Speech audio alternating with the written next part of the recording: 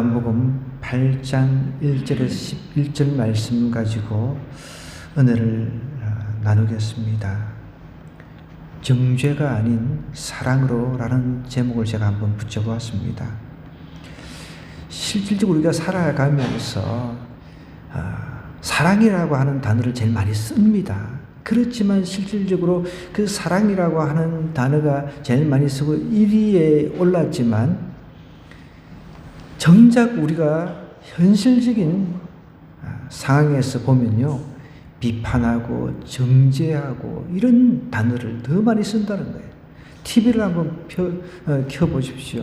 저도 가끔씩 이제 정치인들 토론하는 거 보면 뭐 처음부터 그냥 대놓고 막 비판하기 위해서 태어나서 사랑받기 위해서 태어난 사람이 아니라 비판받기 위해서 태어난 사람처럼 그렇게 쏘아붙이고 그렇게 얘기해요. 그러다 보니까 어떤 때는 너무 그러니까 이제 사회자가 민망해가지고 서로 칭찬 한마디씩 하세요. 그러면은 이제 더 민망해지는 거예요. 분위기가 쌓여지는 거예요. 할 말이 없어. 칭찬할 게 없어가지고 갑작스럽게 그렇게 이제 사회자가 요청을 하니까 너무 당황스러워가지고 뭐 어쩌고 이러고 막 둘러대고 그만큼 우리의 삶이 남을 비판하고 정죄하는데 다 할 우선순위를 두고 있다는 것이죠. 근데 거기에 비해서 오늘 예수님께서 인간으로 오셔서 하나님이신 이분이 인간으로 오셔서 우리에게 보여주신 것은 정죄가 아닌 사랑으로 항상 되어야 된다는 것을 우리에게 잘 설명해주고 가르쳐주고 있습니다. 여러분, 요한복음이라고 하는 것은 공간복음이 마태, 마가, 누가라고 하는 공간복음하고 요한복음이 이제 조금 차이가 있어요. 그걸 조금 먼저 알고 넘어가야 되겠습니다. 예수님께서 이 땅에 공적인 사역을 통해 가지고 복음을 전하시고 했던 일들을 기록한 것이 복음서라고 합니다. 그래서 네 복음서가 있습니다. 네 개의 마태, 마가, 누가라고 하는, 마태는 예수님이 제자였습니다. 예, 마가, 이제 마가도 어떻게 보면은 12제자에는 들어가 있지는 않지만은 마가도 다 제자였습니다. 자, 그 다음에 누가는 의사 선생님이죠. 여기도 12제자에는 들어가 있지는 않지만, 이제 누가 의사 선생님 입장에서, 이제 세리 입장에서, 그 다음에, 또 마태라고 하는 사람, 마가라고 하는 사람, 다 각자의 그 개성과 각자의 입장에서 다르게 예수님을 이렇게 조명을 한 겁니다. 근데 그 중에 이제 마태, 마가, 누가라고 하는 이 관점에서는 하나님 나라가 주된 관점이었습니다. 하나님 나라. 예수님께서 오셨다는 것은 하나님 나라에 임하셨다는 거죠. 그런데 우리가 지금 보고 있는 이 요한복음은요, 예수님이 이제 독특한 창세 전부터 계신, 우리 이 땅이 창조되기 전부터 계셨던 빛이요, 생명이시다는 겁니다. 그분이 생명을 주시기 위해서, 생명이기 때문에 생명을 주실 수가 있잖아요. 그분은 하나님이십니다. 그분은 생명이시기 때문에 우리에게 생명을 주시기 위해서 오셨다는 거예요. 요한복음에서 강조하는 것이 바로 그것입니다. 생명이신 그분께서 우리에게 생명을 주기 위해서 오셨다는 거예요. 그래서 마태, 마가, 누가는 하나님 나라. 물론 여기서도 예수님을 이제 주인공으로 내세우지만, 예수님을 우리가 주인공으로, 우리의 주인으로 받아들이면 내 안에 하나님 나라가 임한다는 것입니다.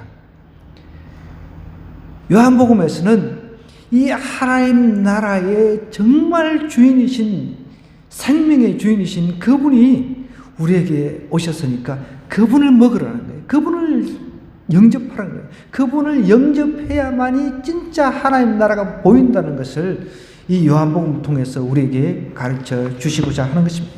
자, 그러면 오늘 이제 1절부터 내용을 한번 보겠습니다. 각자 이제 집으로 돌아갔습니다. 예수님께서 가나 혼인잔치부터 시작해서 기적을 보여주셨죠. 그죠? 이미 소문이 막 그냥 바닥에 퍼졌습니다. 그리고 오병이의 기적을 통해 가지고 이분은 인간이 할 수 없는 기적을 만들어내시는 분이다. 이런 것이 이제 이미 동네방네 바닥이 퍼졌으니까 사람들이 이 예수님만 내가 쫓아다니면 야, 난 밥 굶지 않겠다. 나 경제적인 문제 해결되겠네. 그뿐만 아니라 또 경제적인 문제만 우리가 해결되면 됩니까? 건강의 문제.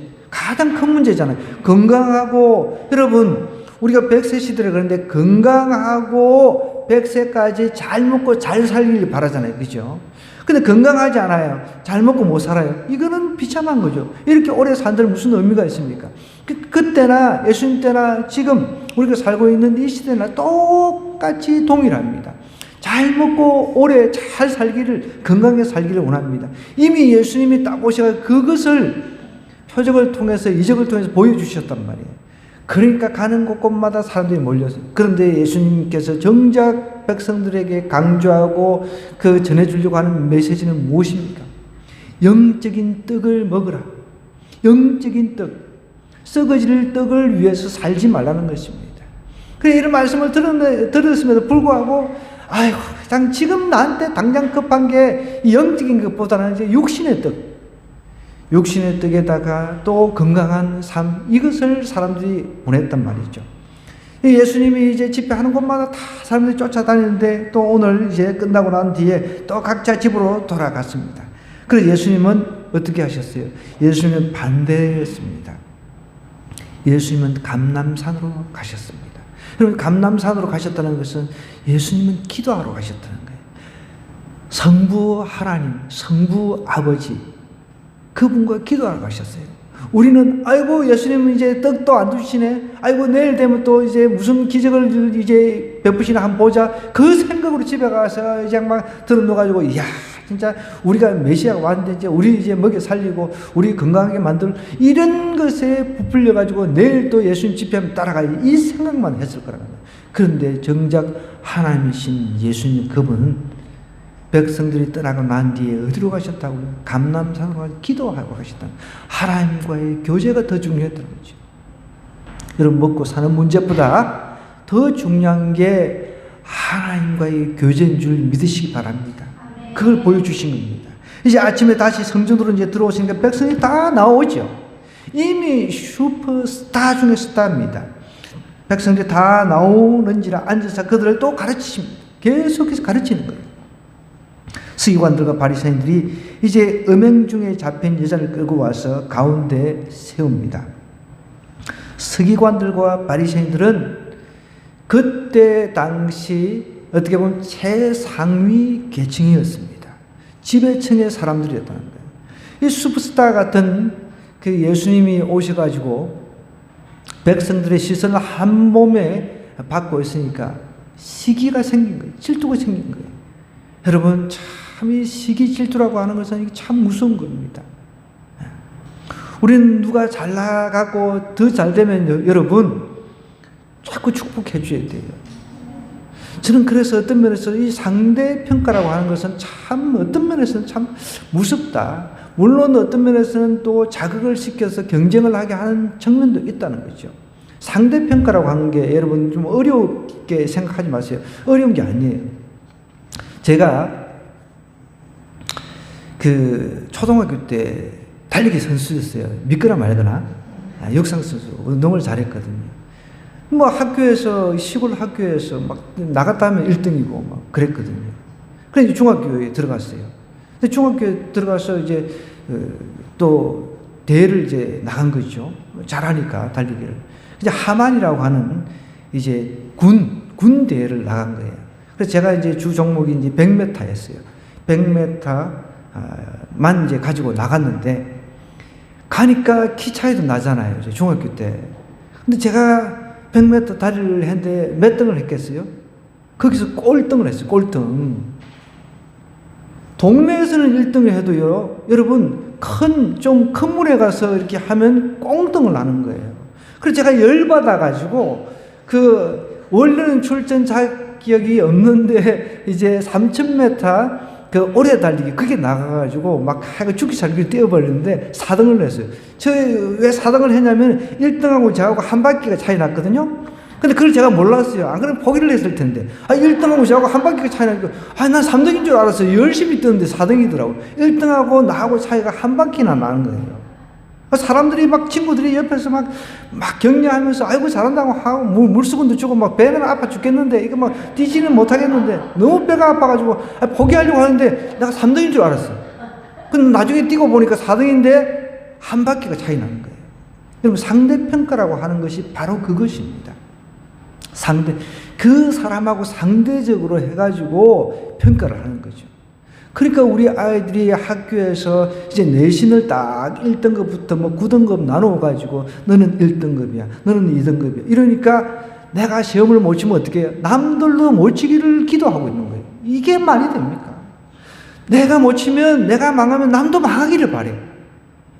이런 구조 속에서 우리 아이들이 자라니까 걔네들이 대학을 가고 사회생활을 해도 똑같은 거예요. 나만 잘나면 돼. 나만 망해야 돼. 나만 잘 먹고 잘 살면 돼. 이런 생각을 하게 하는 거죠. 그런데 하나님 나라는 그렇지 않습니다. 하나님 나라는 그렇지 않다는 거예요. 그러니까 하나님 나라하고 세상 나라는 완전히 역행을 하는 거죠.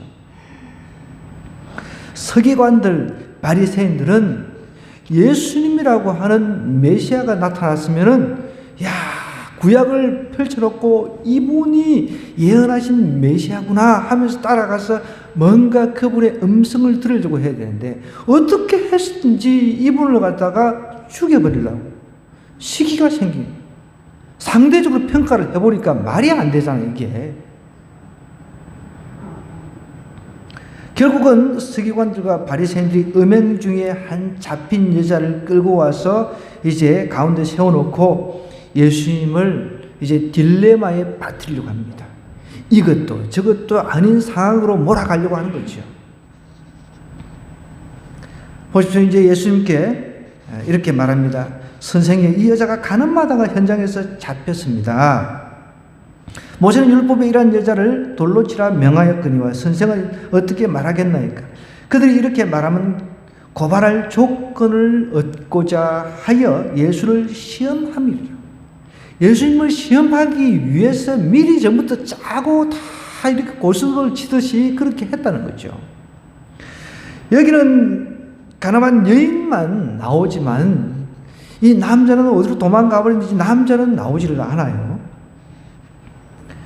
그래서 어떤 학자들은 이것을 사전에 계획했다라고까지 이렇게 이야기하는 사람이 있는데, 그건 좀 너무 나간 것 같아요. 왜냐하면 예수님도 이제 인정을 했으니까 이 여인한테 다음부터는 죄를 짓지 말라라고 이야기를 했기 때문에 그렇게 해석을 하는 것은 너무 좀 나간 해석이라고 할 수가 있습니다. 어쨌든 이게 예수님께 가나안 여인을 끌고 와가지고 이제 어떻게 팔림기를 하는지 보자. 만약에 모세 율법에는, 여러분, 모세 율법은 아니죠. 사실은 엄밀히 말하면 하나님 주신 신명기의 율법이죠. 하나님의 말씀이죠.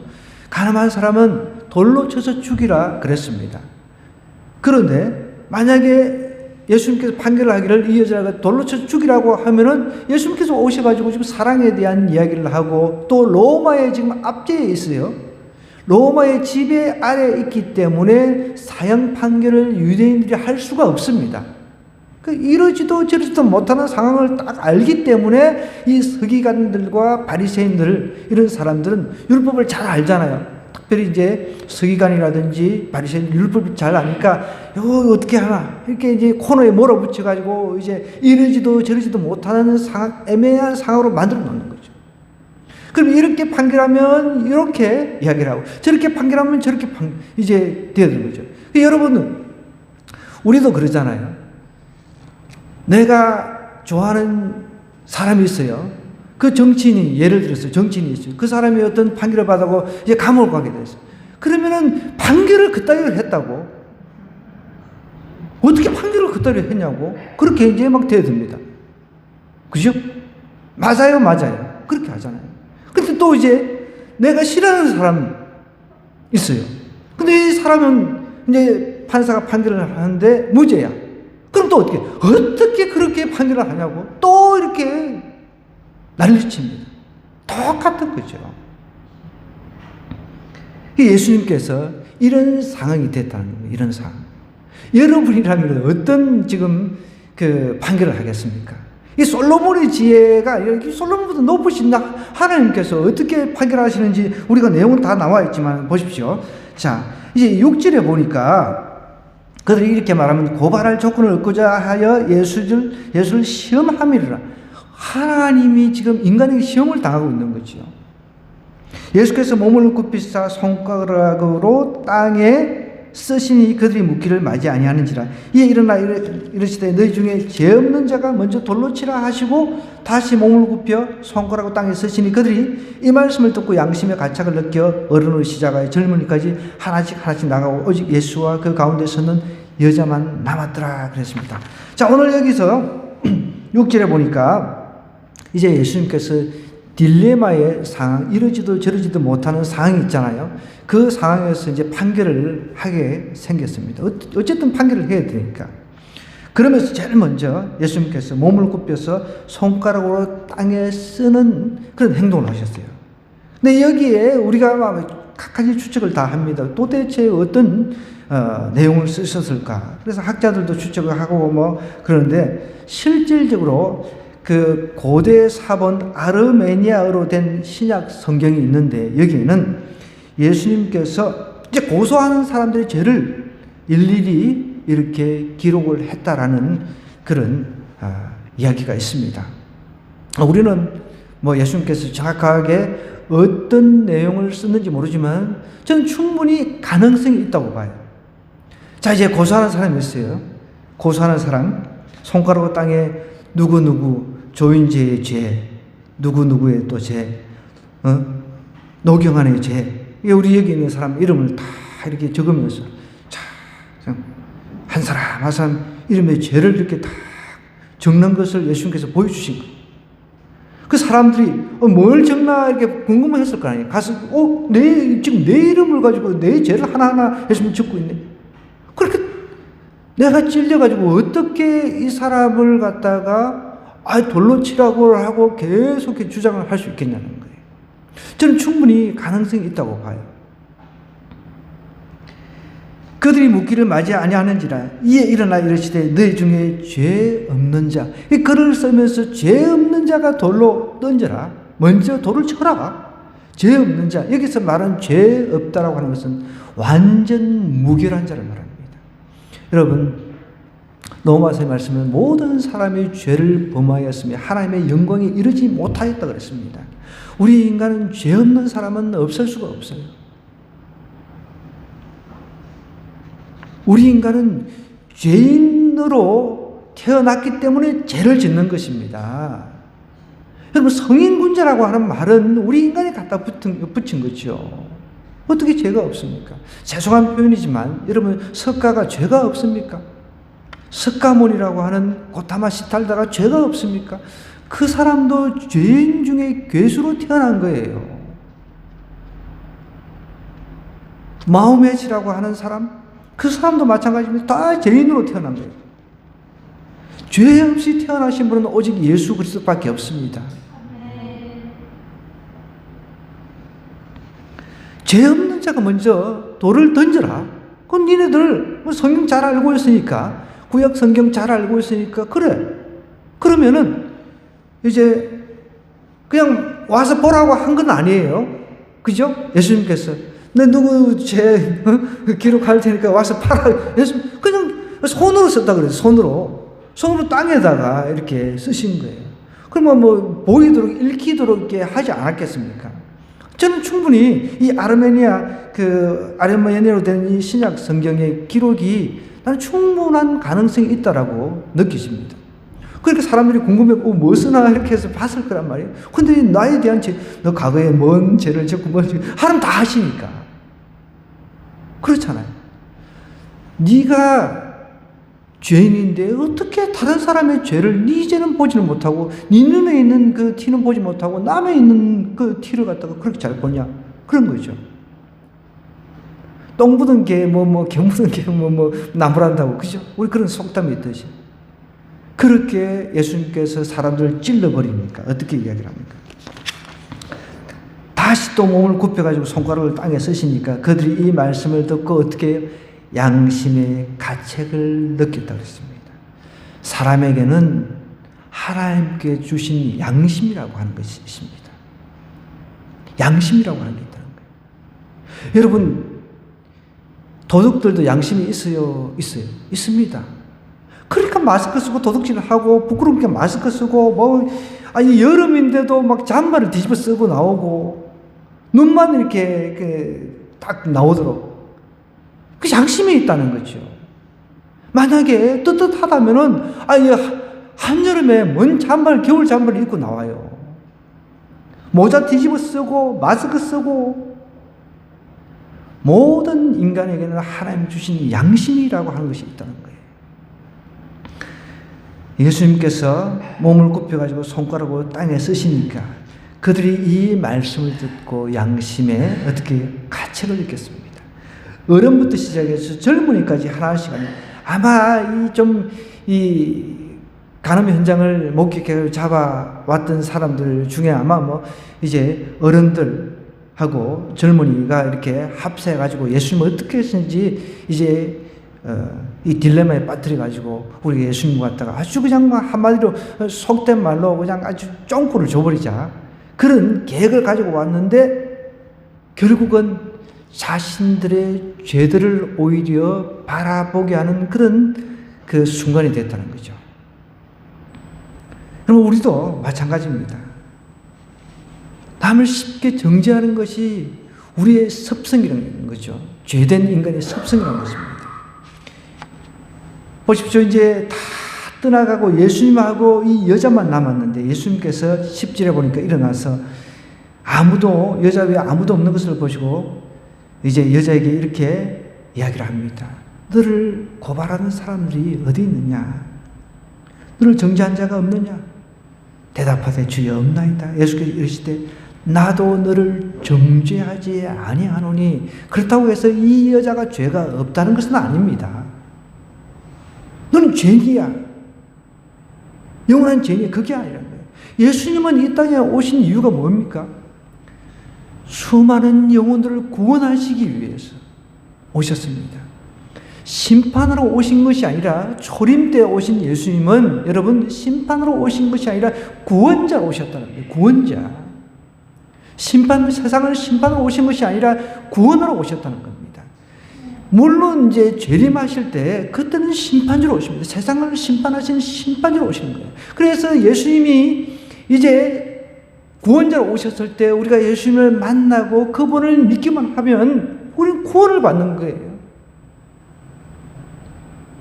그러면서 다시는 죄를 범하지 말라라고 가늠한 여인에게 이야기를 하셨습니다. 나도 너를 정죄하지 않는다는 거죠. 왜? 예수님이 그 여인의 죄까지 다 짊어지셨기 때문에 그렇습니다. 네가 연약해서 그런 간음죄를 지었다만 아마 이제 이 여인이 이제 정확하게는 나와 있지는 않지만 아마 약혼 정도는 했을 거라고 봅니다. 약혼을 하지 않았으면은 그게 크게 문제가 아닌데 약혼을 했기 때문에 이게 간음죄. 오늘날 우리 시대에는 간통죄라든지 이런 게 이제 없어져 버렸잖아요, 이게. 근데 이때 당시는 이제 그 약혼을 했거나 결혼을 했거나 그렇지 않고서는 이제 그 간음죄가 성립이 안 되니까 약혼은 했을 거라는 가정하에 예수님께서 나도 너를 정죄하지 않는다 그랬습니다. 예수님께서 네가 지은 죄, 연약해서 지었던 죄, 그거 다 자신이 뒤집어 썼다는 것입니다. 여러분, 우리는 어떤 면에서는 서기관과 바리새인의 그 모습들을 우리 삶 속에서 보여주고 있다는 거예요. 그래서 흔히 말하는 내로남불이라는 그런 말을 쓰잖아요. 내가 하면 오면서고, 그죠? 남이 하면 이건 진짜 그 간음이고.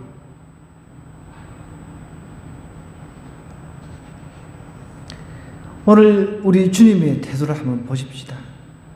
먼저 주님은 지금 간음하다가 붙잡혀 온 이 여자에게 어떻게 대하고 있습니까? 먼저 상대방을 이해를 하십니다. 동정하는 분이셨다는 거죠. 7절부터 11절 다시 한번 보겠습니다. 여러분, 예수님께서 만약에 이 여자를 그냥 딱 법이 정한 대로 그래, 니네들만한 이 여자 맞네, 가늠했네, 잘못했네 라고 하실 수 있었다는 거죠. 그러나 예수님께서는 그렇게 하지 않으셨어요. 그들이 묻기를 맞이 않은지 이제 막 예수님 이 사람 도대체 답변 못할 거야 이런 생각을 서기관들과 바리새인들이 했을 것입니다. 그런데 생각하시면서 다 땅에 이렇게 글을 쓰면서 죄 없는 자가 먼저 돌을 치라 다 하니까 이 한 수에 그냥 다 나가 떨어집니다. 하나님이 이 한 수에. 바리새인들은 얼마나 살기 등등했습니까? 멸시하고 조롱하며 개, 돼지 취급하면서 이 여인을 아마 끌고 왔을 겁니다. 너는 오늘 죽었다. 오늘 너는 죽었다. 그죠? 우리도 누가 우리 눈에 가시 같은 존재가 그냥 막 이렇게 안 좋은 일 당하면 아이고 잘됐다. 아이고 저 인간 너무 잘됐다. 그렇게 막 속으로 막 쾌재를 부르잖아요. 그러나 주님은 달랐다는 것입니다. 이해하고 동정했다는 것입니다. 우리의 인간의 연약감, 우리의 인간의 본능들 이런 걸 다 이해하셨습니다. 죄 짓기 쉬운 존재라는 사실을 예수님 다 아셨다는 것입니다. 주님은 또한 용서의 태도로 가셨죠. 가늠하다가 붙잡히면 여인을 이제 끌고 와서 이제 자신을 궁지에 몰아붙이려고 하는 바리새인 군중들을 향해서 죄 없는 자가 먼저 돌을 쳐라. 돌을 들어서 던져라. 원래 가늠한 사람들은 돌로 쳐서 이렇게 죽이는 그런 형벌을 가했습니다. 마지막에 홀로 남은 여인에게 주님은 이렇게 외쳤습니다. 난 너를 정죄하지 않겠다는 거죠. 이제 가서 다시는 그런 죄를 짓지 말고 새로운 삶을 살아라 라고 이야기를 하고 있습니다. 자신의 지난 삶을 부끄러워하고 뉘우치는 사람을 끊임없이 용서하시는 하나님. 70번, 7번이라도 완전 수죠. 완전히 그냥 끝까지 용서하라는 거죠. 우리는 여기서 우리와 하나님의 차이를 분명히 볼 수가 있습니다. 여러분, 우리는 우리 삶 속에서 얼마만큼 남을 정죄하고 핀찬 주고 내가 평가하고 비판하고 비평하고 사는지 우리 스스로는 압니다. 자각을 하지를 못할 뿐이지요. 저도 최근에 저희 집사람이 이제 3개월에 한 번씩 이제 이게 경계선이 있어가지고 갑상선, 암 경계선이 이제 돼가지고 3개월 한 번씩 진찰을 받고 검사를 해야 되는데 최근에 어떤 사모님 소개로 서울에 또 유명한 대학 교수 출신 그 장로님을 만나서 이제 검사를 받았습니다. 이제 뭐 검사 받는데 제가 저는 이제 대기실에서 계속 요한복음을 묵상을 했어요. 1장부터 8장까지 쭉 읽으면서 이렇게 요한복음 묵상하고 있는데 이제 집사람 차례가 되어서 이제 검사를 다 하고 이제 결과를 보려고 이제 부르는데 제가 이제 들어가니까 뭐 보호자도 들어오라고 하니까 들어가니까 뭐 집사람이 좀 울고 있어요. 그래서 왜 그러냐 그랬더니 또 이제 많은 회한이 있을 것 아닙니까? 그래서 하나님의 은혜로 여기까지 와서 또 자기가 노래 열심히 더 찬양하면서 이렇게 하나님을 섬겼는데 오히려 이제 크기가 0.8에서 1.1로 이제 더 커졌다는 그런 것 때문에 회한도 생기고 이렇게 하나님을 위해서 다 노래하고 찬양하고 했는데 오히려 또 결과가 이렇게 좀 안 좋아진 것 때문에 막 눈물이 났을 수도 있었잖아요. 근데 이제 그분이 이제 제가 이제 다 요즘은 인터넷 찾아보면 다 나와요. 누구 이름 치면은 어디 대학교 출신 뭐 다 나오잖아요. 찾아보니까 이제 또 그래도 그 분야에서는 아주 유명하신 대학 교수였더라고요. 그리고 또 특정한 그 큰 교회 장로님이시고 딱 보니까 뭐 다 나오잖아요, 그죠? 항상 그 진료실 안에뿐만 아니라 밖에 다 들릴 수 있도록 CGN TV 이렇게 다 이렇게 기독교 TV 틀어놓고 하는데 그런데 이제 집사람이 이제 뭐 좀 울다가 눈물 닦고 있는데 들어와가지고, 아, 왜 울어요? 그러면서, 아이고, 뭐, 사모인 줄 아니까. 왜 울어요? 막 이러면서 막 핀잔을 주는데, 아, 제가 옆에 있는데 굉장히 민망하더라고요. 뭐 사람이 뭐 울 수도 있지, 뭐 사모면은 뭐, 울지 말라는 법이 있습니까? 그쵸? 참 제가 좀 듣기에 참 민망하더라고요. 저도. 아니, 사람이 뭐, 어떨 때 눈물이 날 때도 있잖아요. 그죠? 아, 사모가 돼가지고, 뭐, 왜 우냐는 식으로 이렇게 핀잔을 주는 거예요. 제가 이제, 요한복음 1장부터 쭉 8장을 이렇게 묵상하고 들어온 상태라, 이건 좀 아닌 것 같다. 물론 뭐 시간이 있으면 이제 장난은 그럴 수 있습니까? 제가 또 한 소리 할 수도 있는데, 아유, 뭐 제가 또 뭐 거기서 뭐 그렇게 또 할 상은 아니고, 이렇게, 나왔는데, 우리 믿는 사람들도 그렇다는 거죠. 이분은 그래도 직원들과 함께 기도를 먼저 하신대요. 진료 시작 전에. 여러분, 기도를 하고, 진료 시작 전에 기도를 하고 한다 할지라도, 내 삶 속에서 자기 자신을 모르게 정죄하고, 비판하고, 핀잔 주고, 이것이 몸에 배어 있다는 거죠. 우리도 뭐 큰 차이는 없습니다. 50보, 100보 차이가 큰 차이가 없다는 거죠. 우리도 남들을 비판하고, 판단하고, 평가하고, 핀잔 주고, 내 기준에 안 맞으면 그냥 까버리고, 다 그런 거죠. 믿음이 있건 없건 떠나가지고, 예수님 보십시오. 그래, 니네들 바리새인들이 이야기하는 거 맞네. 서기관 당신네들이 말하는 게 맞네. 이 여자 죄졌잖아. 그걸 돌로 쳐 죽여야지. 이렇게 예수님께서 이야기하실 거라고 기대를 살짝 했는데 전혀 그런 기대에 빗나가 버렸습니다. 그러면 그거를 평가하면 당신이 사랑을 외치지 않았나? 당신이 사랑을 외치는데 또 이렇게 판단을 해? 그럼 또 그거를 가지고 또 뭐라 했을 거예요. 그럼 또 이쪽으로 판결을 하면은 또 이쪽으로 판결했다고 난리를 쳤을 것입니다. 우리는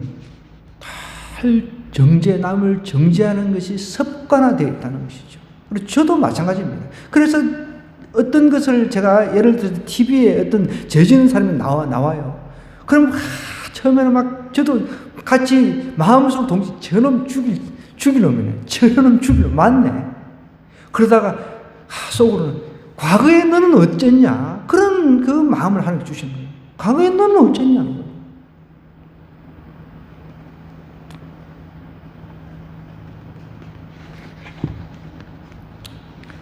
여러분, 우리가 어떤 상황에 이 예수님처럼 이런 딜레마라고 하는 상황에 빠졌을 때 우리는 우리 자신을 먼저 돌아봐야 됩니다. 이런 순간에 예수님이라면 어떻게 하실까? 과연 남을 정죄하고 비판하고 막 판단하고 이렇게 하셨을까? 그러지 않으셨다는 거예요. 예수님은 동정하셨다는 거예요. 딸아, 내가 너를 사랑한다. 두려워하지 말라. 예를 들자면 그렇게 했을 수도 있잖아요. 장로님이라면 사모님 걱정하지 마세요. 하나님께서 치료하실 것입니다. 고칠 것입니다. 이렇게 하실 수 있잖아요. 그죠? 그러면 저 옆에 있다. 역시 장로님이네. 훌륭하시네. 이랬을 텐데, 내 속으로는, 좀 그렇잖아요. 솔직히. 여러분 입장이라면 어떻게 생각할까요? 홍 집사님 지금 병원에 들어갔는데, 막 큰 혹을 들어갔는데, 그 남편 이제 우리 노 집사님 불러가지고, 장로님이라고 하는 분이, 지금, 어쨌든 감동받든 뭐 하든 막 울고 있는데, 장로님이 막 그렇게 막 핀잔을 줘봐봐요. 그 옆에 있는 남편이, 얼마나 기분 나쁘겠어요. 기분이 좋을 리가 없죠. 여러분, 우리는 너무 쉽게 남을 판단하고 평가한다. 상대적으로. 예수님은 그러지 않았습니다. 똑같이. 죄가, 여러분, 큰 죄나 작은 죄나 사실 예수님 입장에서 하나님 입장에서 다 똑같아요. 예수님이 하나님 입장에서 여러분, 암하고 감기하고 차이가 없습니다. 죄도 마찬가지죠. 다 똑같은 죄인이라는 거죠. 내가 많은 죄를 지었니? 적은 죄를 지은 이거 아무 의미가 없다는 거예요. 다 죄인이라는 거예요. 그래서 하나님의 영광이 이룰 수가 없는 거죠. 그렇지만 예수님이라거나 하나님을 믿기만 하면 하나님의 영광이 이룰 수가 있다는 것이 예수님께서 말씀하시고자 하는 메시지라는 거예요. 저는 최근에 그 이미선 약사라고 하는 이분의 그 글을 읽었는데, 너무 감동이 됐어요, 솔직히. 너무 감동이 돼가 정말 한번 이분 한번 만나보고 싶다. 미아리 텍사스라고 하는 것 여러분 들어보셨을 거예요. 뭐 어른들은 다 알아요. 그 여러분 장려촌이에요, 장려촌. 지금은 이제 그 성매매 금지법이 발효된 지가 20년이 넘어가지고 이제 이런 장려촌을 다 없애버립니다. 근데 여기서 무려 30년 이상 약사를 하면서 그 낮은 자, 몸을 파는 여인들 약을 통해 가지고 치료도 해주고 상담을 통해서 그들에게 도움을 주시는 분이 있는데, 영상 한번 준비됐으면 한번 사진 한번 띄워주세요. 미아리 텍사스, 그 이름도 또 저희 처제 이름하고 똑같은 이미선입니다. 예, 여기 이 미아리 텍사스에서 약국 운영하는데, 여러분 요즘 약사들 뭐 사자 달리는 사람들 잘 나가잖아요. 미아리 텍사스에 이미 많이 철거가 돼가지고 돈벌이도 안 돼요. 200불이에요, 200불이. 자기 친구가 자기 밑에서 약사 같이 하면은 배를 준다고 해도 여기를 떠나지도 않고 지키는 겁니다. 너무 대단해요. 난 정말 이걸 읽으면서 막 너무 감동이 돼가지고 한번 찾아가고 싶은 거예요, 이분이 예수 믿는 사람이에요, 이분이. 어릴 때부터 교회 유치원 다녔고 해가지고 어릴 때부터. 근데 이분도 자기가 정말 그 할 말이 많은 사람이에요. 남편하고 노동운동도 하셨고, 그런데 이분이 이혼하고 아픔이 많은 사람이에요. 그런 가운데 이 동네 자기가 이제 태어나고 자란 동네니까 이곳에서 이제 약국을 하면서 특별히 사회 소외층 이제 몸을 파는 여인들, 이분들을 위해서 사명감을 가지고 일을 하는 거예요. 이뿐만 아니라 보니까 그 어떤 뭐 식당, 특별히 식당을 통해 가지고 이제 바퍼 그런 식당이 있잖아요. 어려운 사람들 이제 한 끼 식사 제공하는, 그런데 후원도 다 해주시고, 나이 들어가지고 50 넘어가지고 사회복지 그 자격증 따가지고 또 이 어려운 사람들, 기초수급자도 이렇게 만들어주고 이런 일들을 다 하시는데, 제가 이분의 그 인터뷰 내용을 읽으면서 너무 감동이 돼가. 내가 집사람한테 난 이분 이 약사 가서 한 만나서 참 위로도 해주고 싶고, 너무너무 감동받았다는 거 이야기도 해주고 싶고, 그런 제가 이야기를 했거든요, 집사람한테도. 이분 다른 것보다도 여러분, 제가 이분에게 감동받은 건 이겁니다. 이분이 다른 사람의 아픔에 대한 인지 속도가 자기가 빠르다는 거예요. 여러분, 우리는 다른 사람의 아픔의 인지 속도가 빠릅니까?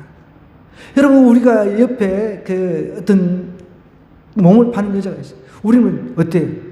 저 여자, 몸 팔다가 이제 온 사람이야. 어떻게 보면 속으로는 저 여자 걸레예요, 걸레. 속된 말로. 그렇게 우리는 평가를 한단 말이에요. 근데 이 여자는 그러지 않았습니다. 이 약사분은 그러지 않았습니다. 자기는 인지 속도가 다른 사람에 비해서 굉장히 빠른 거죠. 아픔에 대한 인지 속도가. 그래서 자기 그 교인 중에 한 분이 돌아가셨는데 아침부터 밤 늦게까지 같이 울어주셨대요. 그러니까 여러분, 몸을 팔고 있는 그 사람들도 얼마나 아프겠습니까? 다 사연이 있잖아요, 그죠? 몸을 팔고 그 남편한테 뭐 버림받았다는, 또 한 사람은 보니까 그 이혼하고 아이를 이제 보통 이제 판결에 의해 가지고 남편이 이제 데리고 가거나 막 그런 경우가 있는데, 자기가 몸을 팔아서 돈 빨리 모아가지고 자기 아이를 찾아오는 게 꿈인 그런 몸을 파는 여자가 있었다는 거예요. 근데 그 여자가 화재가 나가지고 죽어버린 거예요. 자기가 가서 서늘한 시신을 안고 울었다는 거예요. 우리 같으면 어때요? 에이, 그냥 잘 죽었네, 뭐. 이렇게 할 수도 있었을 것입니다. 근데 이분은 그러지 않았던 거예요. 63세인데, 제가 이제 이분의 그 글을 읽으면서 정말 이 시대 예수입니다. 난 진짜 도저히 따라갈 수 없는 그런 사람이구나. 그런 걸 느꼈어요. 이분의 특징이 다른 사람의 아픔에 대한 인지 속도가 빠르다는 겁니다. 눈물이 많다는 겁니다. 또 그 자기가 예전에 이제 과외할 때 일인데, 여러분 한번 잘 들어보세요.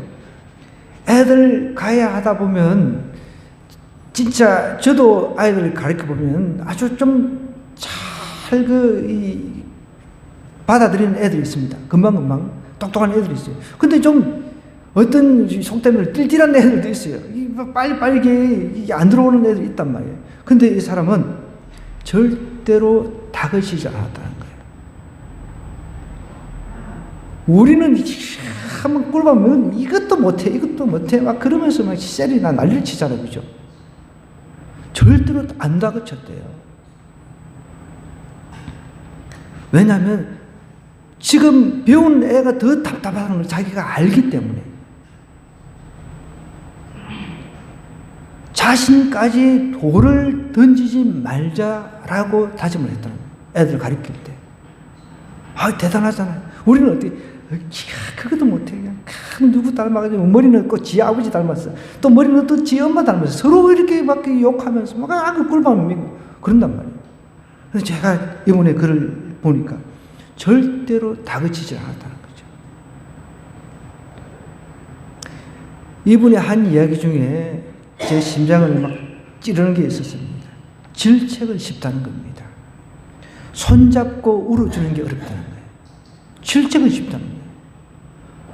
예수님께로 끌고 온 이 여인을 바리새인과 그 백성들이 다 동일하게, 백성들은 다 똑같습니다. 서기관들이 막 그러니까 그거 잘한다 막 그래서 그래 막 질책을 하기를 바라는 거죠. 막 뭐라 해주기를 바라는 거죠. 속으로 막 쾌재를 부르는 거죠. 그래 옳거니 그래야지 했는데 전혀 기대했던 반대, 전혀 예상치 못한 그런 결론을 예수님께서 내놓으신 거예요. 니네들 중에 죄가 없는 사람, 완전 무결한 흠이 없는 사람만 돌을 던져라. 그렇게 이야기를 하니까 양심의 가책을 딱 느껴보니 하나님께서 모든 사람에게 양심이라고 하는 것을 주셨는데 양심에 비춰보니까 그래. 에휴, 내가 뭔 자격이 있나. 한 사람 떠났다는 것이죠. 이 미아리 텍사스에서 약국을 경영을 하면서 이제 철거가 이제 한두 달 이제 남았는데 다 떠나가야 될 상황입니다. 그래서 이제 뭐 주변의 친구들은 뭐 주변의 지인들은 자기한테 오라 뭐 이런 이야기를 할 거 아니에요. 근데 이분이 기도해 봤다는 거예요. 기도를 하니까 하나님께서 너 그냥 거기 있으라 그랬다는 거예요.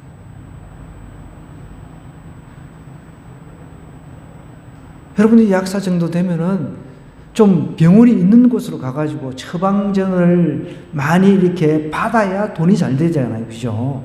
처방전. 근데 그 주변에는 병원도 없습니다. 그래, 몸 파는 여자들 오면은 바카스 나눠주고 상담해주고 이렇게 하는데 저는 정말 이분의 그 인터뷰 내용을 읽으면서 정말 이 시대 예수입니다. 혹시 여러분 건강한 약국에 가면 그래요. 미아리 텍사스 혹시 가실 일이 있으면은 가서 거기서 위로해 주시고 바카스도 한 박스 사오시기 바랍니다. 밥집도 후원을 하고요. 상담 봉사하고 가난한 어르신들 복약 지도도 해주시고 외국인 노동자들 한약 지어서 제공하시고 이런 일들을 하시는 거예요. 저는 이 봉사는 우리 누구나 뭐 믿는 사람이나 안 믿는 사람 하잖아요. 다른 것 떠나가지고 다른 사람의 아픔에 대한 인지 속도가 빠르다는 데 대해서 정말 훌륭하신 분이다. 뿐만 아니라 질책하는 건 쉽지만 손잡고 울어주는 게 어렵다는 이분의 이야기가 정말 제 가슴을 후비더라고요. 여러분, 오늘 우리 주님께서 가르쳐 주시고자 하는 게 무엇입니까? 질책하고 정죄하는 것보다 사랑으로 대하라는 거예요. 그것을 가르쳐 주시기 위해서 예수님께서 오셨다는 거예요. 우리 삶 속에 질책하는 거, 이거 쉽습니다. 근데 주님께서 그걸 원하시는 건 아니잖아요. 그죠? 이번 한 주, 우리도 정말 남한테, 남의 그 행동에 질책할 행동이 내 눈에 보여요. 그럴 때 어떻게 나를 먼저 질책을 해보는 거죠. 예수님 생각하면서. 예수님께서 가난한 그 여인을 바리새인과 서기관들이 데리고 와서 예수님을 골탕 먹이려고 했을 때 예수님께서 하신 이야기가 무엇입니까? 죄 없는 자가 먼저 돌을 던지라. 내 자신의 죄를 보면 남한테 돌 던질 수가 없는 거죠. 오늘은 우리 주님께서 우리에게 말씀하시는 것은요, 매일매일 삶 속에서 사랑으로 행하라는 겁니다. 사랑은 모든 것을, 죄를 다 덮어버립니다. 예수님께서 그 사랑으로 십자가를 지셨다는 것이죠. 오늘 이 말씀을 생각하면서 우리 한번 기도할 텐데, 하나님, 제가 이제 정죄가 아닌 사랑으로 살기를 원합니다. 남을 비판하고 질책하고 판단하기보다 남을 사랑으로 덮어주는 사람 되게 해달라고 주여 외치고 기도하겠습니다.